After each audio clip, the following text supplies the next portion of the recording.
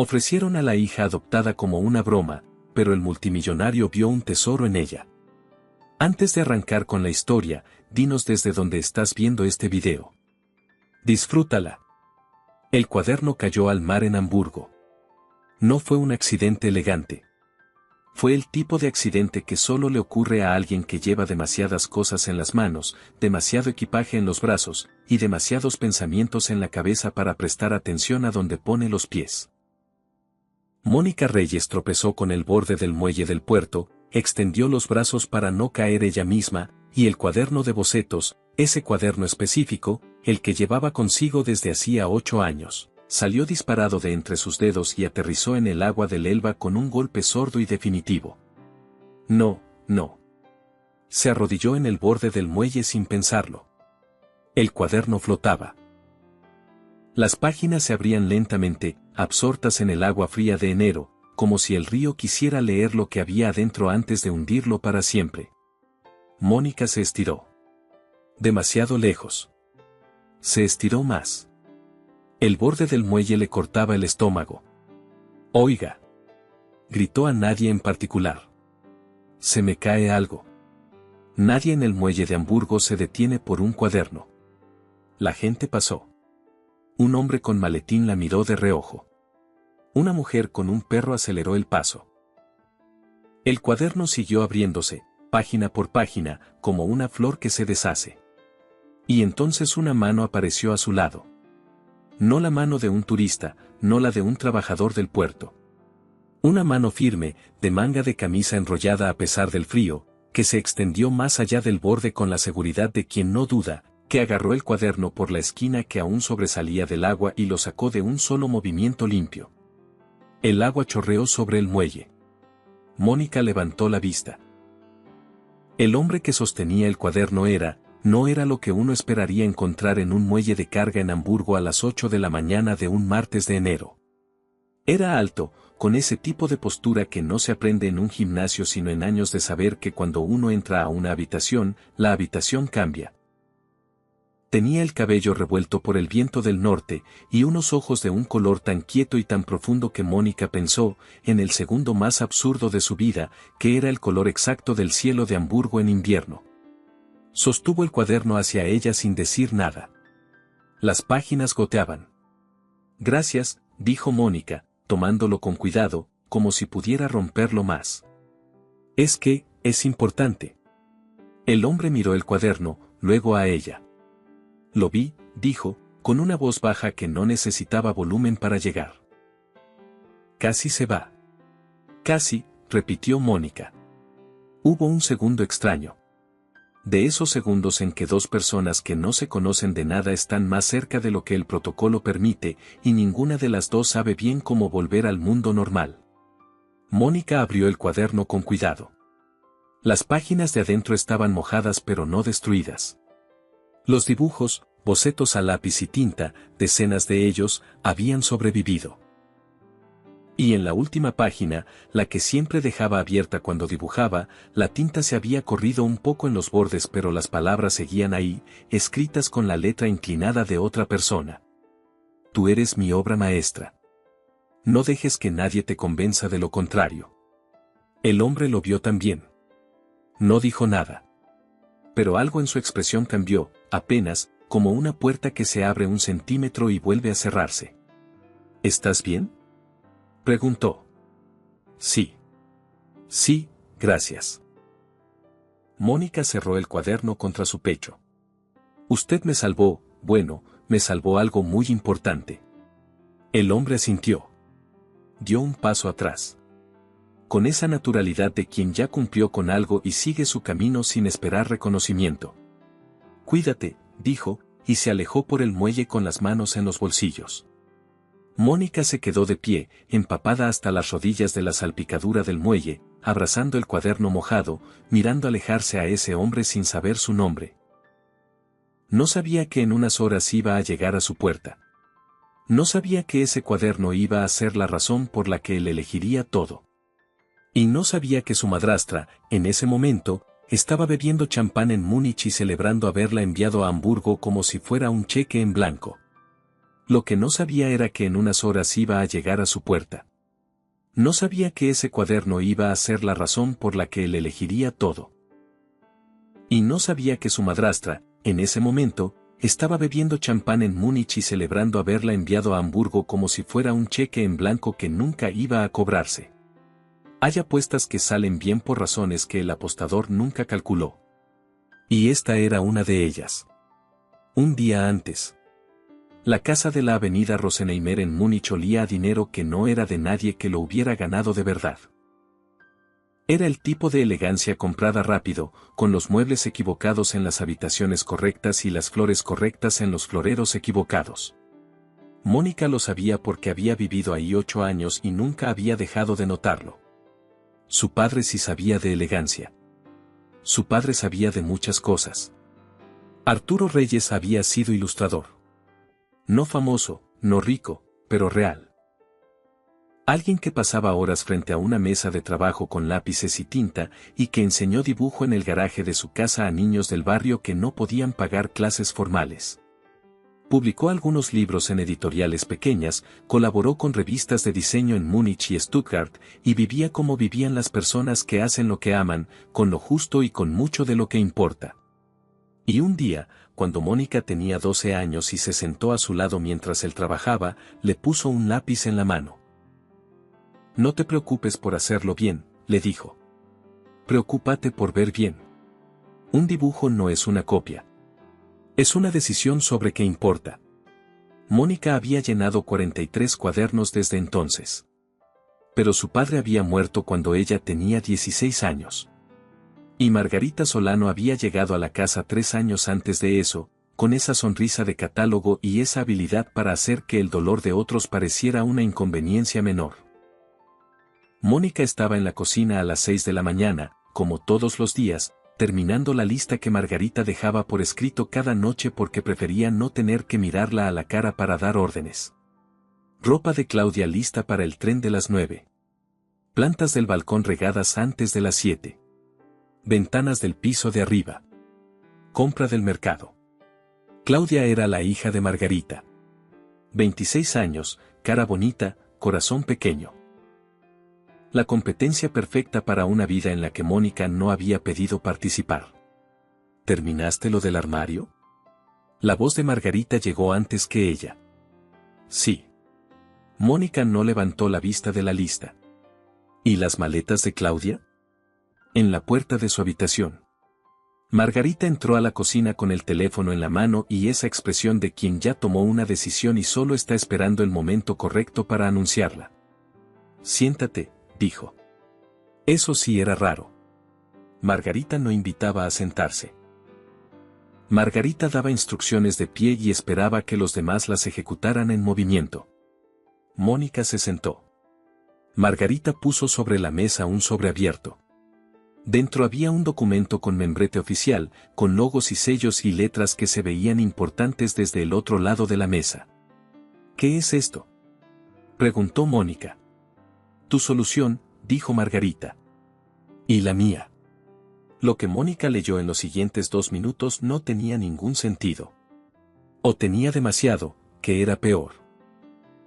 Era una convocatoria para un programa llamado La Elegida. Un reality de alto perfil producido por Castellanos Media Group, el conglomerado de comunicación y entretenimiento más importante de Europa Central.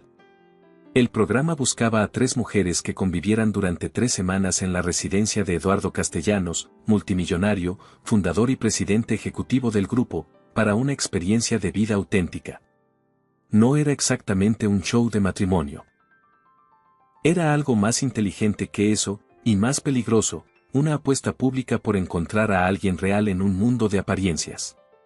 La recompensa para la familia de la participante elegida, 5 millones de euros. Mónica levantó la vista. ¿Me inscribiste en esto? Ya está confirmado. Sales mañana en el tren de las 6. Margarita. Madrastra. Madrastra. Mónica respiró. No puedo ir a un reality de televisión. No quiero ir a un reality de televisión. Yo tengo. ¿Tienes qué? La voz de Margarita se puso fina, como hilo de acero. ¿Tienes trabajo? No. ¿Tienes dinero? No. ¿Tienes planes? No. No era completamente falso. Mónica había terminado su formación en ilustración y diseño el año anterior. Tenía talento, eso nadie se lo quitaba, pero el mercado editorial tardaba, los proyectos freelance no alcanzaban, y vivir en casa de Margarita significaba que cada día que pasaba era un día en deuda. Esto no es para mí, dijo Mónica. Envíame a mí como candidata, no tiene ningún sentido, Margarita. Eduardo Castellanos tiene 38 años, es multimillonario, tiene ese programa lleno de mujeres que saben exactamente qué están haciendo. Por eso mismo te envío a ti. Margarita sonrió de esa manera que Mónica había aprendido a temer. Porque tú no serías la elegida nunca. Pero el intento vale 5 millones. Ahí estaba. No era una oportunidad. Era una apuesta. Y Mónica era la ficha. ¿Y si no me quieren ni como participante? Ya están confirmados. Margarita recogió el sobre. El programa empezó a grabarse hace 2 días. La tercera candidata se retiró. Había una plaza libre. La tomé. Se levantó. Haz tu maleta. Algo sencillo. No tiene caso fingir que tienes más de lo que tienes. Mónica se quedó sola en la cocina. Miró el documento sobre la mesa. Luego sacó del bolsillo del delantal el cuaderno de bocetos. Lo abrió en la última página. Leyó las palabras de su padre una vez más. Tú eres mi obra maestra. No dejes que nadie te convenza de lo contrario. Se quedó un momento muy quieta. Luego cerró el cuaderno, fue a hacer su maleta, y metió el cuaderno en el bolso de mano porque no iba a ningún lado sin él. La residencia de Eduardo Castellanos en las afueras de Hamburgo no era una mansión en el sentido que Mónica había imaginado. Era peor. O mejor. Dependía de cómo se midieran estas cosas. Era una casa grande, enorme. Pero construida en madera oscura y cristal, integrada en el bosque de pinos al norte de la ciudad como si hubiera crecido ahí naturalmente. No había portones dorados ni estatuas ridículas. Había un camino de piedra, árboles, y a lo lejos el reflejo del río Alster entre los troncos. Y había una mujer esperando en la entrada. Alta, 40 y tantos, con el cabello recogido y la postura de quien ha organizado la vida de otros durante muchos años sin perder la paciencia ni una sola vez. Señorita Reyes, dijo, extendiendo la mano. Soy Patricia. Coordinadora de producción. Las otras participantes ya están instaladas. La acompaño. Mónica siguió a Patricia por un pasillo de madera y cristal desde el que se veía el jardín. Afuera, 2 mujeres hablaban junto a una fuente. Una era rubia, alta, con el tipo de seguridad que viene de saber que siempre ha sido la más bonita de cualquier habitación.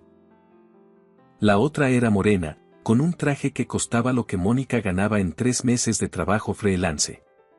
Patricia abrió la puerta de una habitación. Tiene 40 minutos para instalarse. La primera reunión de producción es a las 11 en la sala principal. ¿Y el señor Castellanos? Preguntó Mónica antes de poder evitarlo. Patricia sonrió muy levemente. El señor Castellanos estará presente en la reunión. Mónica entró a la habitación. Dejó la maleta sobre la cama. Sacó el cuaderno del bolso y lo puso en la mesita de noche. Luego se sentó en el borde de la cama y tuvo exactamente 2 minutos de silencio antes de que alguien llamara a la puerta. Era la rubia. Hola. Sonrisa de catálogo. Soy Isabela Fuentes. Supongo que eres la tercera. Mónica Reyes. ¿De dónde eres? Múnich. Ah. Isabela evaluó algo en un segundo y lo archivó con discreción. Yo soy de Frankfurt. Mi padre tiene el grupo Fuentes Capital. ¿Y tú a qué te dedicas? Ilustración. Dijo Mónica. Diseño gráfico. Isabela asintió con esa amabilidad de quien no entiende exactamente qué significa eso, pero tampoco le parece suficiente. Qué interesante, dijo, y se fue. Mónica cerró la puerta. Luego abrió el cuaderno y dibujó, rápido, una figura de perfil, la expresión exacta de Isabela cuando dijo que interesante. Lo dejó ahí, en el margen de la página. Un boceto pequeño. La verdad de un segundo. Era lo que siempre había hecho, dibujar lo que veía antes de que desapareciera. La sala principal de la residencia tenía el techo más alto que Mónica había visto en una casa privada. No había cámaras visibles, aunque Patricia le había explicado que estaban ahí, integradas en la arquitectura, y no había un set de televisión convencional. Solo una mesa larga de roble, sillas, y al fondo, junto a la ventana que daba al jardín, un hombre de pie que miraba hacia afuera. Mónica lo reconoció en el instante en que él se giró. Era el hombre del muelle. Él también la reconoció. Sus ojos se detuvieron en ella exactamente medio segundo más de lo que el protocolo requería, y luego volvieron a ser los de un ejecutivo en una reunión de trabajo. Bienvenidas, dijo Eduardo Castellanos. Siéntense, por favor. Mónica se sentó. Isabela Fuentes a su derecha. A la izquierda, la mujer del traje, que se presentó cuando llegó la hora. Natalia Vega, consultora de comunicación estratégica, 31 años, con esa forma de hablar que hace que todo lo que dice suene a propuesta de negocios. Eduardo se quedó de pie. Este programa no es lo que probablemente imaginan, dijo, sin preámbulo, sin la sonrisa de presentador que Mónica había anticipado. No hay pruebas de elegancia. No hay galas de eliminación. Lo que hay son 3 semanas de convivencia real, en entornos reales, con situaciones que no están fabricadas. Patricia y el equipo de producción documentan. Yo participo. Y al final de las 3 semanas, tomamos una decisión. La única regla es que no finjan. Si algo no va, díganlo. Si algo sí va, también. Isabela asintió con la sonrisa correcta. Natalia tomó notas. Mónica lo miraba. Él la miró a ella un segundo. No fue la mirada del ejecutivo evaluando candidatas. Fue algo más breve y más directo. El reconocimiento de alguien que vio algo en el muelle esa mañana y todavía no ha terminado de entender qué fue. ¿Alguna pregunta? Sí, dijo Mónica. Todos la miraron. ¿Qué pasa si la persona más auténtica de la habitación es la que nadie esperaba? Silencio. Isabela parpadeó. Natalia levantó la vista del cuaderno. Eduardo Castellanos sonrió entonces. No la sonrisa de catálogo, no la sonrisa corporativa. Algo más pequeño y más real. El mismo gesto que Mónica había visto esa mañana en el muelle cuando él le devolvió el cuaderno. Eso, dijo, es exactamente lo que quiero descubrir. Las primeras 48 horas en la residencia Castellanos fueron una clase magistral en cómo mantener la compostura cuando estás completamente fuera de lugar. Isabela sabía jugar golf y los nombres de todos los vinos que aparecieron en la primera cena. Natalia podía hablar durante 20 minutos sobre estrategia de marca sin repetirse una sola vez. Ambas conocían el tipo de silencio que se usa para hacerse notar, el tipo de risa que se usa para parecer cómoda, el tipo de pregunta que se hace para parecer interesada sin serlo. Mónica sabía dibujar. Y sabía mirar a la gente. Esa primera noche, cuando Isabela y Natalia se fueron a sus habitaciones y el equipo de producción recogió el equipo, Mónica se quedó en la sala grande con el cuaderno abierto. Dibujó la habitación desde el ángulo que más le gustaba.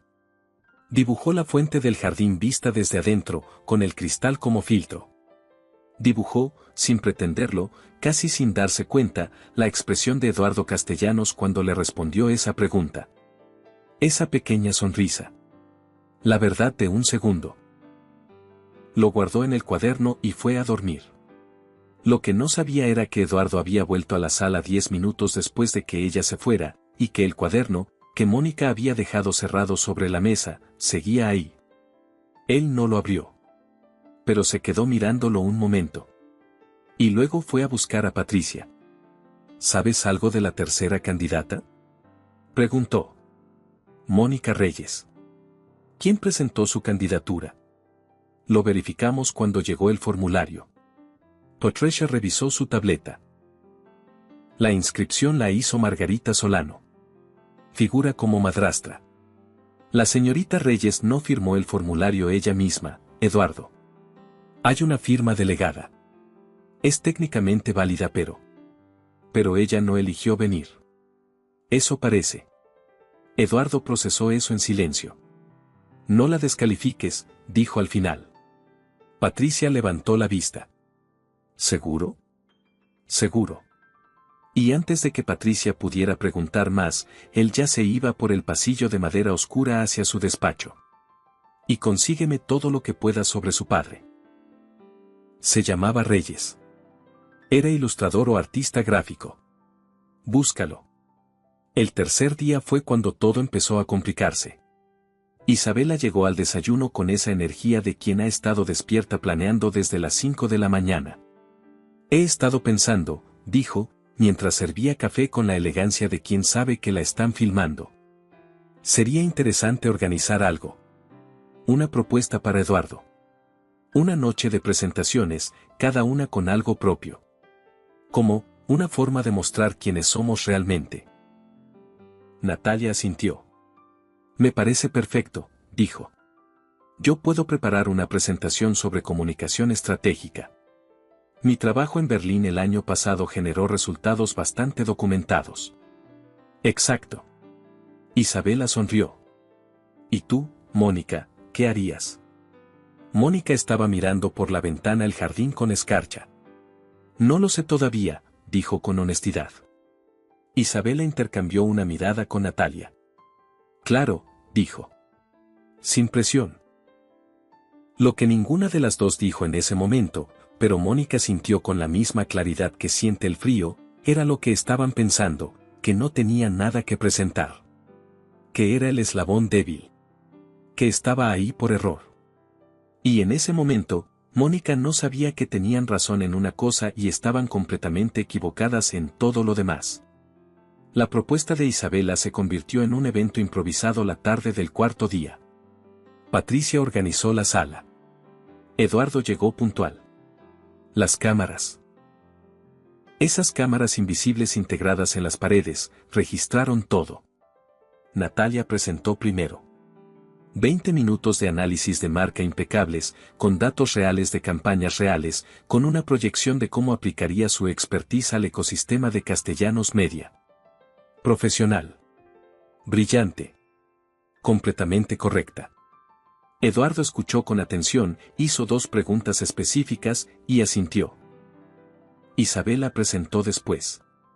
Habló de su vida, de su familia, de los valores que la definían, con esa habilidad de quien ha practicado discursos de presentación desde los 16 años. Era carismática, era elocuente, era exactamente lo que un programa de televisión necesitaría mostrar como candidata perfecta. Eduardo también escuchó. También asintió. Luego la miraron a ella. Mónica no tenía presentación. No tenía datos. No tenía diapositivas ni anécdotas preparadas sobre valores familiares. Tenía el cuaderno. Lo abrió. Lo puso sobre la mesa frente a Eduardo. Este cuaderno tiene 8 años, dijo. Lo empezó mi padre.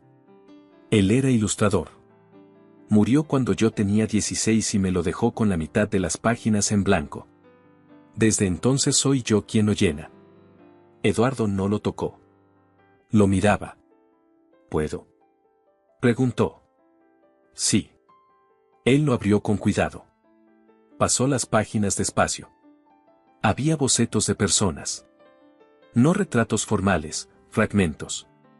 Una mano sosteniendo un vaso. Un perfil de alguien mirando por una ventana. La expresión de una mujer en un metro que no sabe que alguien la está mirando. Momentos capturados en segundos, con la economía de líneas de quien sabe exactamente dónde está lo esencial. Pasó más páginas. Dibujos de calles. De cafeterías. De una ventana de tren con lluvia afuera y el reflejo adentro. Y en una página con la esquina doblada, señal de alguien que volvió ahí muchas veces, había un dibujo diferente a los demás. No era un momento capturado. Era una persona recordada. Un hombre en una mesa de trabajo, de espaldas, con el gesto de alguien completamente concentrado. Las líneas eran más lentas que en el resto del cuaderno. Como si quien las trazó quisiera que duraran más de lo que dura un segundo. Eduardo no preguntó quién era. Siguió pasando páginas. Entre las más recientes, las de los últimos 4 días, había bocetos de la residencia. Dao jardín con escarcha. De la fuente en la luz de la mañana. De Isabela mirando el café con esa expresión que nadie habría descrito como calculadora pero que los ojos de Mónica habían registrado con exactitud de cirujana. Eduardo pasó una página más. Se detuvo. Era él. Un boceto de él, de la reunión del primer día. Con esa pequeña sonrisa que era la única sonrisa real que Mónica le había visto hasta entonces. No la del ejecutivo. La otra. La que duró 1 segundo y medio y que Mónica había atrapado en el papel como quien guarda algo que sabe que no va a repetirse. Eduardo estuvo mirándolo varios segundos. Cerró el cuaderno. Lo devolvió con las 2 manos. Con cuidado. Como si tuviera peso. Hubo un silencio en la sala que nadie quiso romper primero. ¿Cuándo aprendiste a dibujar así?, preguntó. No aprendí, dijo Mónica. Siempre lo vi así. Mi padre me enseñó que mirar bien es lo más difícil de todo. Que la mayoría de la gente mira pero no ve. Él decía que los mejores dibujos no los hace el lápiz. Los hace saber a quién estás mirando. ¿Y cómo sabes a quién estás mirando? Eso no se aprende. O lo sientes o no lo sientes. Eduardo asintió despacio. Isabela cruzó los brazos. Natalia tomó nota en su tableta, con la eficiencia de quien registra datos sin entender del todo lo que está registrando. Y Patricia, desde el fondo de la sala, vio algo en la expresión de Eduardo Castellanos que en 4 años trabajando con él no había visto antes. No era sorpresa. Era algo más quieto. Más serio. El reconocimiento de alguien que buscaba algo sin saber exactamente qué era y que acaba de verlo. El 5.º día llegó un sobre a la residencia. No era un sobre del programa. Era un sobre con membrete de abogados. Patricia lo interceptó antes de que llegara a la sala de producción, lo abrió, lo leyó y fue directamente al despacho de Eduardo. Hay un problema. Él levantó la vista del ordenador. Patricia le extendió los documentos. Lo envió Margarita Solano, la madrastra de Mónica. Son documentos que afirman que Mónica tiene una deuda personal con la familia por concepto de manutención durante 8 años y que la participación en el programa es parte de un acuerdo de pago. Básicamente intentan argumentar que si Mónica es elegida, el dinero le pertenece legalmente a la familia, no a ella. Eduardo leyó el documento. Una vez. Luego otra. ¿Es válido? El abogado del programa dice que no. No hay contrato firmado por Mónica que avale esto. Son documentos fabricados con apariencia legal. Pero si los medios los reciben antes de que terminemos la grabación. ¿Alguien más los tiene? No todavía. Los intercepté esta mañana. Pero el remite tiene copia enviada a 2 periodistas de entretenimiento en Berlín. Eduardo se levantó. Llama a nuestro departamento legal.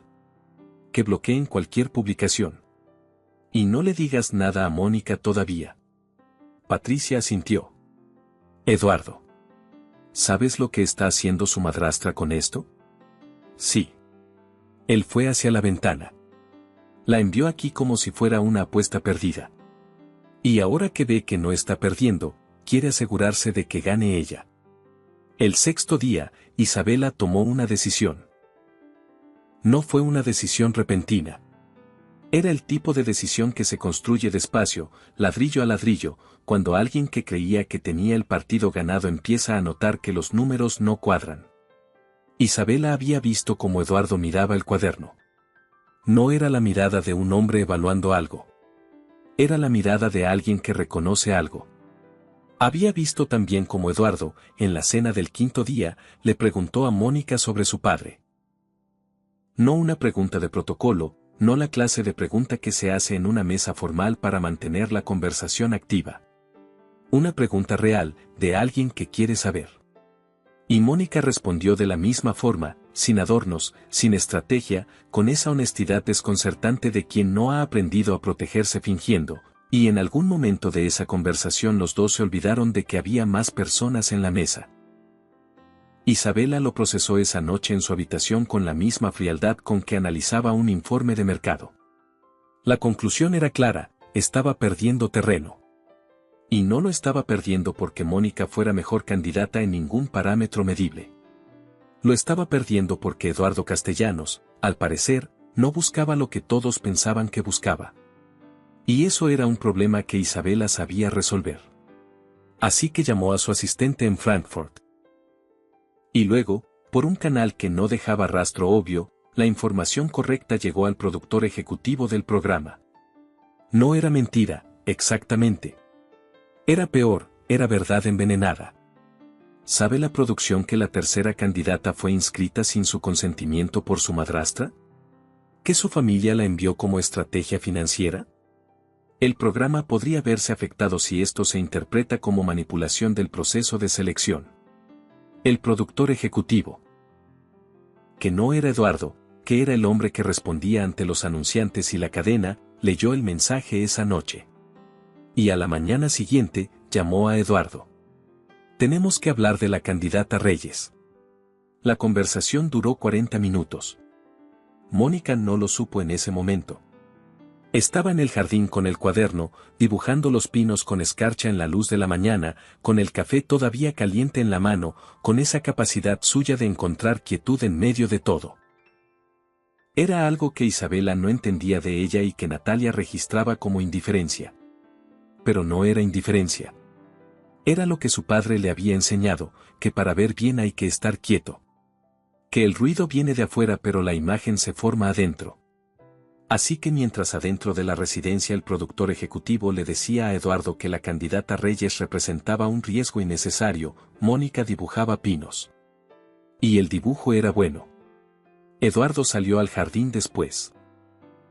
Se sentó en el banco de piedra frente a ella, sin que nadie lo llamara, sin anuncio. ¿Cuándo supiste que tu madrastra te había inscrito en el programa? Preguntó directamente. Mónica bajó el lápiz. La noche anterior a que tomé el tren. ¿Y no quisiste venir? No era una pregunta. No. Mónica lo miró. Pero tampoco tenía muchas opciones. ¿Por qué no? Ella pensó un momento. Porque si me negaba, seguía en esa casa haciendo lo mismo. Y si venía, al menos estaba en otro lugar. No era exactamente un plan, pero era algo. Eduardo miró el cuaderno que ella tenía en el regazo. ¿Puedo preguntarte algo sobre tu padre? Sí. ¿Publicó algo? ¿Libros ilustrados, revistas, algo con distribución? Mónica frunció el ceño levemente. Publicó algunas cosas en editoriales pequeñas. Nada muy conocido. ¿Por qué? Eduardo no respondió de inmediato. Tu padre se llamaba Arturo Reyes, ¿verdad? Sí. ¿Cómo sabes? Porque cuando tenía 8 años, había un libro en la biblioteca de mi casa que yo leía constantemente. Se llamaba El arquitecto de nubes. Las ilustraciones eran, buscando la palabra correcta. Eran las ilustraciones de alguien que sabía mirar. Que sabía exactamente dónde estaba lo esencial. Mónica se quedó muy quieta. ¿Cuál era su ilustración favorita? Preguntó en voz baja, casi sin darse cuenta. Eduardo la miró. La del niño en el tejado, dijo. El que mira hacia arriba y las nubes tienen forma de ciudad. Mónica cerró los ojos un segundo. Mi padre la llamaba la página de los posibles. Decía que esa página era para cuando alguien necesitara recordar que el mundo es más grande de lo que parece desde donde estás parado. Ese era tu padre. Sí.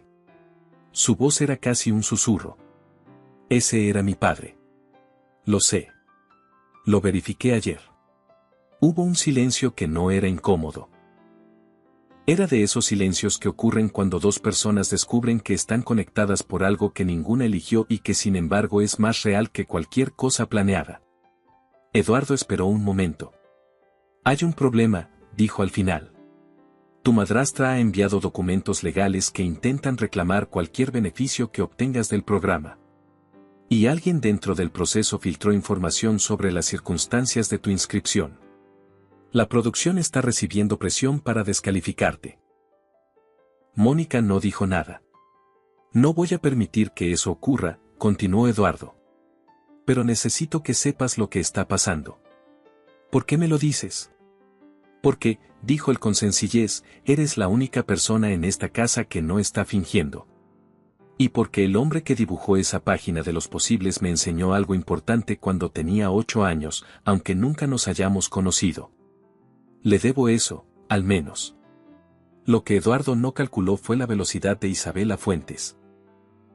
Esa misma tarde, mientras el Departamento Legal de Castellanos Media bloqueaba las publicaciones de los periodistas de Berlín, Isabela hizo una segunda jugada, llamó directamente a un contacto suyo en la junta directiva del grupo. No era el productor ejecutivo. Era alguien con más peso que eso. La conversación fue breve y directa, el programa podía representar un riesgo reputacional si la candidata seleccionada resultaba ser alguien sin el perfil adecuado para la imagen del grupo. Había 2 candidatas perfectamente válidas. La tercera era, una variable innecesaria. El hombre de la junta llamó a Eduardo esa noche. Eduardo. Sabemos que tienes inclinación hacia la tercera candidata. Entendemos que es una situación humana, pero hay consideraciones de negocio que pesan aquí. Fuentes Capital es socio estratégico del grupo. Isabela Fuentes sería una elección que fortalece esa relación. El directorio te pide que lo consideres. Eduardo escuchó en silencio. Lo consideraré, dijo. Colgó. Y luego estuvo 1 hora en su despacho sin hablar con nadie, mirando el jardín oscuro de enero, pensando. A las 11 de la noche, Patricia golpeó la puerta. Mónica pidió retirarse, dijo. Eduardo se giró. ¿Qué? Deja una nota. Dice que sabe que su presencia está complicando el programa, que no quiere perjudicar a nadie y que prefiere irse por su cuenta. Su maleta ya está preparada. Pidió un taxi para las 6 de la mañana. Eduardo se levantó. ¿Dónde está? En la sala grande. Mónica estaba de pie junto a la ventana que daba al jardín. Tenía el cuaderno en las manos, cerrado. No estaba llorando. Tenía esa expresión de quien ya tomó la decisión más difícil y lo único que queda es ejecutarla. Afuera, los pinos estaban oscuros bajo el cielo sin luna. El Alster no se veía desde ahí pero se sentía, esa presencia del agua cerca que Hamburgo tiene en invierno, ese río que corre aunque nadie lo mire. Mónica pensó en su padre. No de forma dramática, no como pensamos en los muertos cuando queremos llorar. Lo pensó de forma concreta, como se piensa en alguien cuya voz todavía recuerdas, ¿qué le habrías dicho ahora mismo? ¿Qué habrías dibujado de este momento? Probablemente la ventana. El reflejo en el cristal. La figura de una mujer que aprendió a quedarse quieta para sobrevivir y que ahora tenía que decidir si eso era suficiente o si quería algo más. Abrió el cuaderno en la última página. Las palabras de su padre seguían ahí, tú eres mi obra maestra. No dejes que nadie te convenza de lo contrario. Leyó eso 3 veces. Luego cerró el cuaderno y fue a la puerta porque Eduardo estaba ahí. No tienes que irte, dijo Eduardo desde la puerta. Ella se giró. Si tengo que hacerlo. Su voz era tranquila. Tu empresa tiene presión. El directorio tiene presión. Isabela tiene conexiones que yo nunca voy a tener. Y tu madrastra está fabricando documentos para asegurarse de que si quedo yo, el dinero es de ella. No soy una variable útil en ninguna de esas ecuaciones, Eduardo. Él cruzó la sala. Para mí sí. No puedo pedirte que.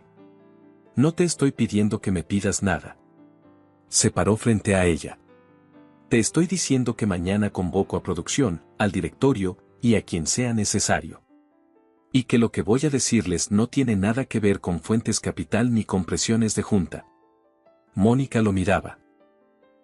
¿Qué les vas a decir? Que llevo 14 años construyendo algo que no me ha dado nada de lo que tiene que importar.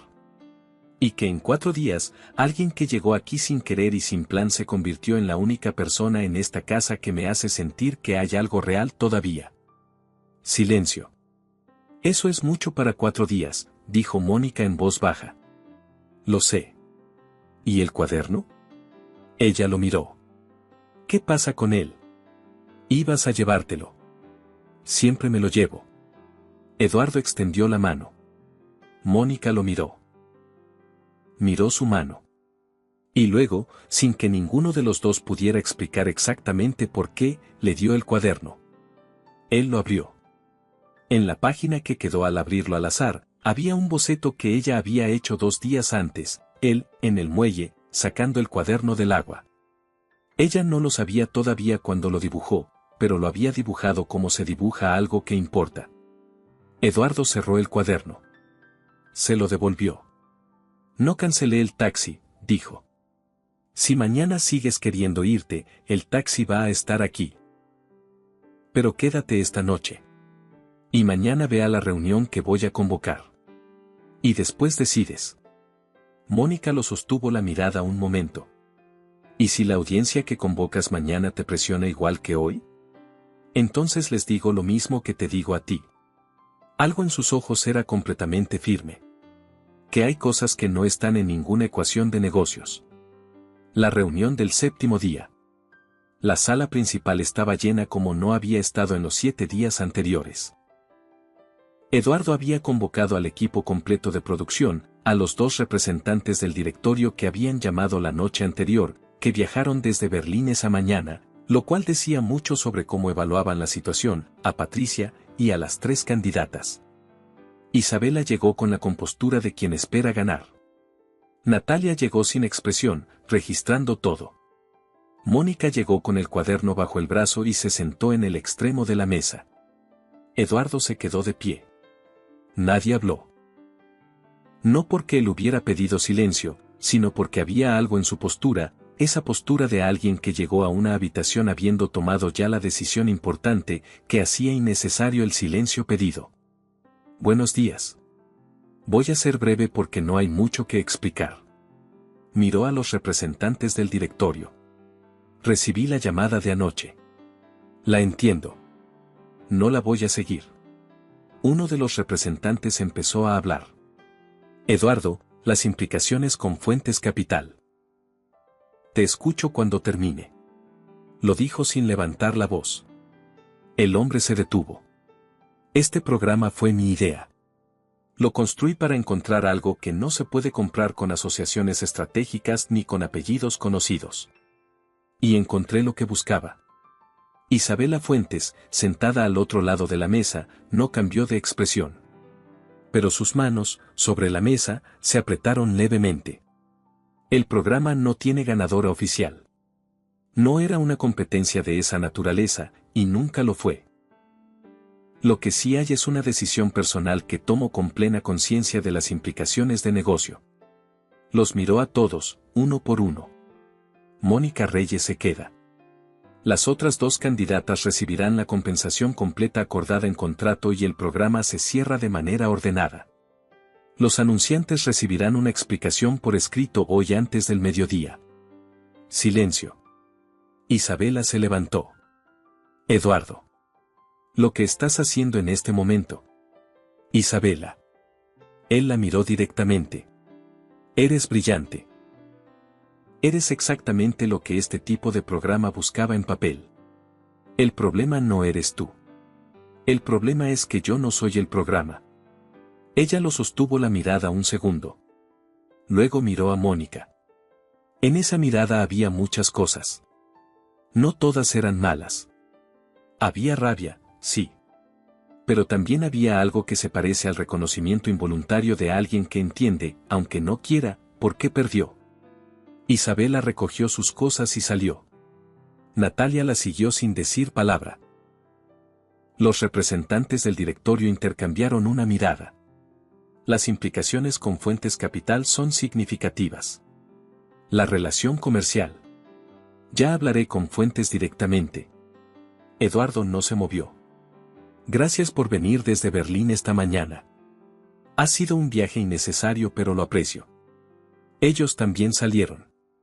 Se quedaron solo Eduardo, Mónica y Patricia. La sala estaba en silencio. Afuera, a través de la ventana, los pinos seguían ahí.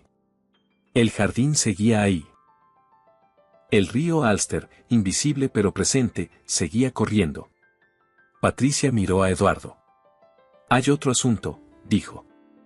Puso sobre la mesa los documentos que Margarita Solano había enviado. Esto llegó el quinto día. Son documentos fabricados que intentan reclamar cualquier beneficio que corresponda a Mónica. Lo dijo mirando directamente a Mónica. Lo siento. Debiste saberlo antes.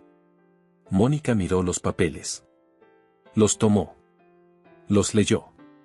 Su expresión no cambió de forma dramática. Era el tipo de persona que procesa el dolor con la misma quietud con que procesa todo lo demás. ¿Son válidos?, preguntó. No, dijo Eduardo. Nuestro equipo legal ya tiene la respuesta. No existe ningún contrato entre tú y tu madrastra que avale esta reclamación. El dinero que corresponda por tu participación en este programa es tuyo exclusivamente. ¿Y cuánto corresponde?, preguntó Mónica en voz muy baja. 5 millones de euros. Eduardo la miraba. Para lo que quieras. Para lo que necesites. Para empezar lo que debiste empezar hace tiempo. Mónica puso los documentos sobre la mesa. Miró el cuaderno que tenía en las manos. Pensó en su padre dibujando en ese mismo cuaderno, llenando la primera mitad con cuidado, dejando la segunda mitad en blanco para ella. Pensó en la dedicatoria de la última página. Pensó en el cuaderno cayendo al agua del Elba y en la mano que lo sacó. ¿Puedo usar parte del dinero para comprar un local pequeño?, preguntó. Eduardo frunció el ceño levemente.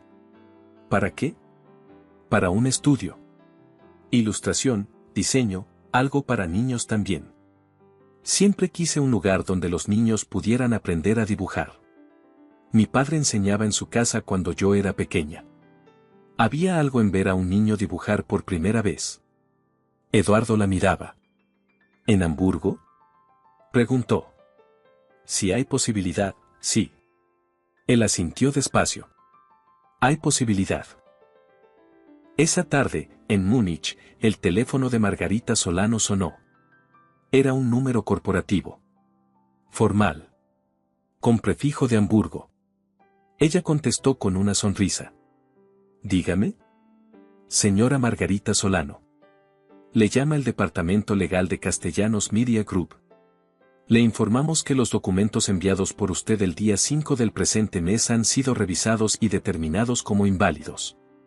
No existe base contractual para ninguna reclamación sobre los beneficios correspondientes a la señorita Mónica Reyes. Adicionalmente, la transferencia de 5 millones de euros se realizará directamente a la señorita Reyes en los próximos días hábiles. Usted recibirá la documentación formal por correo. Que tenga buena tarde. Clic.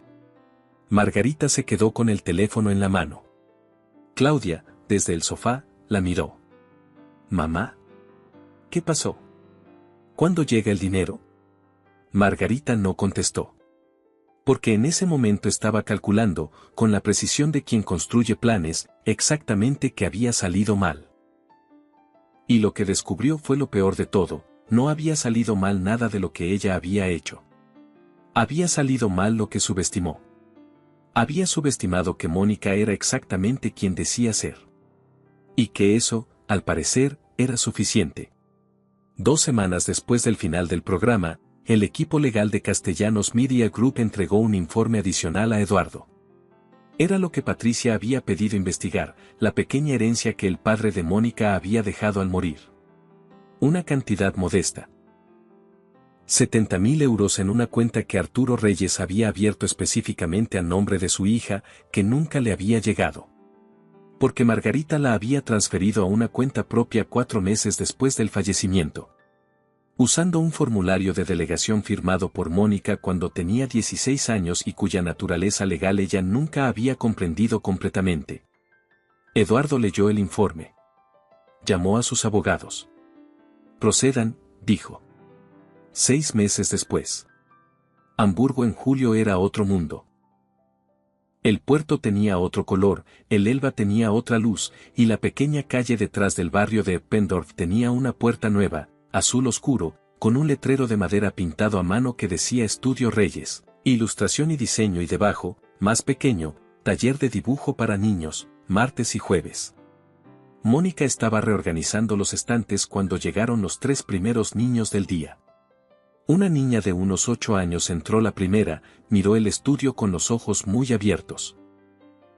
Las mesas con papel y lápices, los dibujos enmarcados en las paredes, el tablero grande con bocetos de trabajo, y luego miró a Mónica.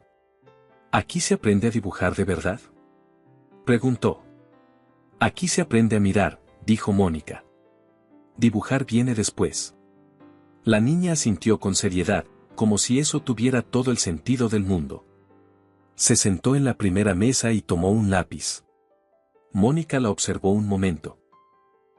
Luego sacó el cuaderno de bocetos y dibujó, rápido, la expresión de la niña mirando el papel en blanco por primera vez, esa mezcla exacta de miedo y de ganas que no dura más de un segundo antes de que el lápiz empiece a moverse. Lo guardó en el cuaderno. Sobre la mesa de trabajo de Mónica, enmarcado en vidrio simple, había una página arrancada del cuaderno. Era el boceto que su padre había dibujado en la primera mitad, una niña con alas demasiado grandes, que no sabía todavía que podía usarlas. Y debajo, con la letra de Arturo Reyes, tú eres mi obra maestra. No dejes que nadie te convenza de lo contrario. Al lado del marco, había otro objeto enmarcado, la portada reproducida a color del Arquitecto de Nubes, el libro ilustrado de Arturo Reyes, con una pequeña placa debajo que decía, Arturo Reyes, 1961 a 2006. Ilustrador. Publicado por Ediciones Norte, primera edición 1998. Eduardo había recuperado 2 ejemplares originales del libro de un archivo de ediciones descatalogadas. Uno estaba en el estudio de Mónica. El otro, en la sede de Castellanos Media en Hamburgo, en la pared detrás del escritorio de Eduardo, junto a una reproducción enmarcada de otro boceto del cuaderno, el que Mónica había hecho de él en el muelle el primer día, sin saber todavía quién era. Margarita Solano vendió el piso de la avenida Rosenheimer en Múnich en abril. No por elección. Por necesidad. El proceso legal iniciado por el equipo de Castellanos Media había determinado, con documentación completa, que la transferencia de la herencia de Mónica constituía apropiación indebida. El acuerdo, que Margarita firmó para evitar un proceso penal, contemplaba la devolución íntegra de los 70.000 euros más intereses y cubría además los gastos legales generados. Claudia consiguió su primer trabajo real en junio. Administración en una empresa de logística en Stuttgart. No era glamuroso. Era lo que había. Ninguna de las dos llamó a Mónica. Mónica tampoco las llamó. No había nada que decirse que no se hubiera dicho ya sin palabras. La boda fue en agosto. No fue en el muelle exacto donde se habían conocido porque ese muelle era de carga y no tenía ningún encanto especial. Fue en el paseo del Alster, donde el río se abre y en verano la luz dura hasta las 9 de la noche. No había decoración elaborada. Había flores silvestres en pequeños jarros de vidrio, 20 personas. Amigos cercanos, el equipo de Patricia, 3 niños del taller que Mónica insistió en invitar y un juez de paz que llevaba corbata morada porque era el único que tenía. Mónica llegó descalza porque el césped era suave y porque así era ella.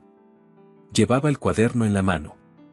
No como accesorio, como parte de ella, como siempre. Alguien del equipo de Patricia le había sugerido, con amabilidad, que quizás la ceremonia no era el lugar más adecuado para un cuaderno de bocetos. Mónica lo había considerado exactamente 2 segundos. Luego lo había puesto bajo el brazo y había seguido caminando. Eduardo la esperaba junto al río con las manos en los bolsillos y esa expresión que Mónica había dibujado por primera vez en el muelle de enero, cuando todavía no sabía su nombre. La misma. Exactamente la misma. Como si 8 meses no hubieran pasado, o como si hubieran pasado de la manera correcta. Ella tropezó con algo en el césped a 3 metros de llegar. Se tambaleó. No cayó. Pero fue cerca. No me hiciste trampa con ese hoyo. Le gritó a Eduardo. Él soltó una carcajada. Real. Sin cámaras, sin producción, sin nadie que le dijera cuando era el momento correcto para reírse. No fue mi hoyo. Respondió. La gente rió. Los niños del taller aplaudieron con esa energía desproporcionada que tienen los niños cuando algo les parece genuinamente divertido. Mónica llegó a su lado sonriendo. Lo sigues haciendo, dijo él en voz baja. ¿Qué cosa? Crear drama en los peores momentos. Es un talento. Ella lo miró. ¿Cómo mirar bien? El juez de paz carraspeó. Eduardo tomó sus manos. Mónica Reyes, dijo, sin discurso preparado, sin palabras ensayadas, con la voz de alguien que sabe exactamente lo que está diciendo. Construí 14 años de algo que materialmente no le faltaba nada y al que le faltaba todo lo que importa. Y llegaste al muelle de Hamburgo en enero a buscar un cuaderno en el agua. Y en el tiempo que tardé en sacarlo ya sabía que algo había cambiado. No sé dibujar. Probablemente nunca voy a aprender. Pero aprendí a mirar. Y lo que veo cuando te miro a ti es la única cosa en mi vida que no necesita ningún filtro para ser real. Mónica parpadeó. No puedo superar eso, dijo. No tienes que superarlo. Pero voy a intentarlo igualmente. Respiró. Eduardo Castellanos. Llegué aquí sin querer, sin plan, enviada por alguien que apostó a que iba a fracasar. Y lo primero que hiciste fue sacarme el cuaderno del agua sin pedirme nada a cambio. Su voz era firme pero suave. Fui invisible en mi propia casa durante 8 años. Tú me viste en 4 días. Así que te prometo lo mismo, mirarte siempre. No el CEO, no el multimillonario. Tú. Lo que hay cuando no hay nadie mirando. Eso es lo que me importa. Eso es lo que voy a cuidar. El juez de paz sonrió. Por el poder que me confiere el Estado Libre de Hamburgo, los declaro marido y mujer. ¿Pueden besar? Eduardo ya la estaba besando. La gente aplaudió. El austro brilló con esa luz baja de agosto que en Hamburgo dura hasta las 9 y convierte todo en algo parecido a una ilustración. Los niños del taller gritaron algo que nadie entendió completamente pero que sonó a celebración genuina y sin protocolo. Y Mónica, con el cuaderno todavía en la mano, se rió contra los labios de Eduardo y pensó que si su padre hubiera estado ahí. Si Arturo Reyes hubiera podido ver ese momento desde donde fuera que uno va cuando se va, lo habría dibujado. No el beso. No la luz del río. Sino la expresión en la cara de su hija. Esa expresión que solo ocurre cuando alguien que ha sido invisible durante mucho tiempo descubre que el problema nunca fue que nadie mirara. Era que todavía no había llegado la persona que sabía mirar bien. En el estudio de la calle Pendorf, esa tarde, una niña de 8 años terminó su primer dibujo. Era torpe, con las proporciones equivocadas, con la línea de horizonte en el lugar incorrecto. Pero lo que había dibujado, una figura pequeña con alas demasiado grandes, parada al borde de algo, mirando hacia adelante, era exactamente lo que quería dibujar. La niña lo miró un momento. Luego levantó la vista hacia Mónica. ¿Está bien?, preguntó. Mónica lo miró con cuidado. Pensó en el dibujo de su padre en la primera página del cuaderno. Esa niña con alas demasiado grandes que no sabía todavía que podía usarlas. Está perfectamente bien, dijo. La niña sonrió. Y algo en ese estudio pequeño, en esa tarde de agosto en Hamburgo, tuvo la forma exacta de una cosa que su padre habría sabido ver. De las cosas que ocurren cuando alguien finalmente aprende que el mayor regalo no es ser elegida por quien crees que debe ser, sino ser vista exactamente por quien eres. ¿Crees que Margarita mereció el final que recibió? ¿Y cuál fue tu parte favorita de esta historia? Si te gustó, dale me gusta al video, suscríbete y activa la campanita para recibir nuestras próximas historias. Y si te quedaste con ganas de más, haz clic en la historia que aparece en pantalla, te va a atrapar desde el primer minuto.